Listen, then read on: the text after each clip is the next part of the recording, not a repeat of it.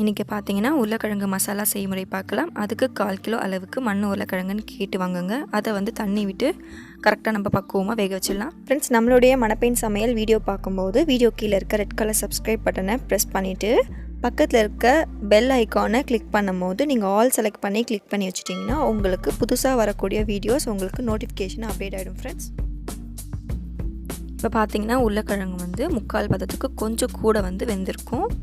அதான் பார்த்திங்கன்னா கரெக்டான பக்குவம். இப்போ தோல் உரிச்சிடலாம்.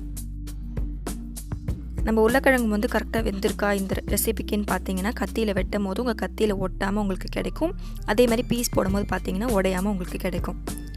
அந்த மாதிரி இருந்துச்சுன்னா நீங்கள் கரெக்டாக வேக வச்சுருக்கீங்கன்னு அர்த்தம். நீங்கள் இந்த ரெசிபி செய்யும் போது பார்த்தீங்கன்னா உங்கள் உருளைக்கிழங்கு கண்டிப்பாக குழையவே குழையாது. இப்போ ரெசிபி செய்ய போகிறோம். கடாயை வச்சுட்டு 3 ஸ்பூன் அளவுக்கு நம்ம எண்ணெய் விட்டுட்டு கொஞ்சமாக கடுகு உளுத்தம் பருப்பு ஆட் பண்ணிவிட்டு 2 கொத்து கருவேப்பிலை உருவி சேர்த்துக்கோங்க. 2 பூண்டு நல்லா தோலோடு நசுக்கி சேர்த்துட்டிங்கன்னா நல்லா வாசனையாக இருக்கும்.